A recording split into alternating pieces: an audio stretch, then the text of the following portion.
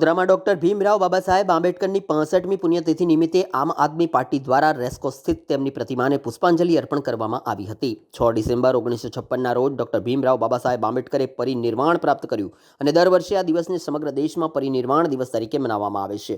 આંબેડકરે સમાજના પછાત અને દલિત વર્ગને સમાન હક મળે તે માટે જીવનભર સંઘર્ષ કર્યો। ભારતીય બંધારણના ઘડવૈયા તરીકે તેમની ભૂમિકા, સમાજ સુધારણા માટેની સેવાઓને આજે પણ શ્રદ્ધાપૂર્વક યાદ કરવામાં આવે છે। આ અવસર પર આપ વડોદરા શહેરના પ્રમુખ પક્ષના કાર્યકરો મોટી સંખ્યામાં હાજર રહ્યા। કાર્યક્રમ દરમિયાન કાર્યકર્તાઓએ ડોક્ટર આંબેડકરના વિચારોને અનુસરવાની પ્રતિબદ્ધતા વ્યક્ત કરી અને સમાજમાં સમાનતા, બંધુત્વ અને ન્યાયના મૂલ્યોને મજબૂત બનાવવાનો પણ સંકલ્પ વ્યક્ત કર્યો હતો।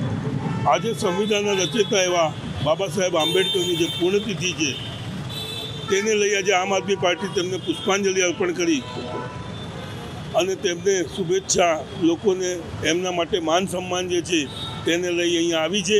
પરંતુ અહીં જોતા જે આજે સત્તામાં સરકાર બેઠેલી છે, સાફ દેખાઈ આવે છે કે તે લોકો જે રીતે સંવિધાનનો વિરોધ કરે છે અથવા તેને બદલવાની વાતો કરે છે।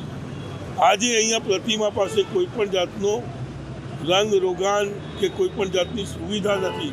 આજે આટલા મોટા વ્યક્તિત્વ માટે જો ભારતીય જનતા પાર્ટી એના મનમાં ખટાશ રાખતી હોય કે એના માટે કોઈ પણ જાતની સુવિધા ન કરતી હોય તો આ ખરેખર એક દુઃખદ વાત છે। કારણ કે જેણે સંવિધાનનો રચયિતા છે, જે વ્યક્તિ આખું ભારત માટે એક સંવિધાન બનાવ્યું, તેના માટે બી અહીંનું કોર્પોરેશન કે અહીંના કોઈ પણ ધારાસભ્યો અહીં સુધી આવી નથી શકતા। તેમની પાસે એમના માટે સમય નથી। આવી વ્યક્તિઓએ ખરેખર પોતાના પદેથી રાજીનામું આપવું જોઈએ કે જો સંવિધાન રચયિતાને આ લોકો કશું ના ગણતા હોય તો આમ જનતા માટે તેમની પાસે ટાઈમ નહીં જોઈએ। જય હિન્દ, જય ભારત। વડોદરા શહેર આમ આદમી પાર્ટી દ્વારા આજે રાજનેતા, કાયદાશાસ્ત્રી, તત્વચિંતક અને જેણે બંધારણની અંદર ખૂબ મોટો સિંહ ફાળો આપ્યો હતો એવા આપણા ડૉક્ટર બાબા સાહેબ આંબેડકરની આજે પુણ્યતિથિ છે, ત્યારે અમે એમને શ્રદ્ધાસુમન અર્પણ કર્યા છે, કોટી કોટી વંદન કર્યા છે।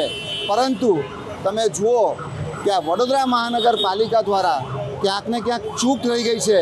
જે રીતે અત્યારે હું તો કહું છું, કોઈ પણ મહાનુભાવ હોય જેણે દેશના અંદર ખૂબ મોટો સિંહ ફાળો આપ્યો હોય એવા જે મહાન વિભૂતિઓ છે, એમના જન્મ હોય કે એમનો શ્રદ્ધાંજલિનો કાર્યક્રમ હોય, એવા સ્ટેચ્યુની સામે થોડુંક રંગરોગાન થવું જોઈએ, થોડાક સુશોભિત થવા જોઈએ, ફૂલોનો શણગાર થવો જોઈએ। પણ તમે જુઓ કે આ જગ્યા પર કોઈ પણ પ્રકારનો કાર્યક્રમ કરવામાં નથી આવ્યો। કોઈ પણ તમે જુઓ, એકદમ આપણને દુઃખ થાય।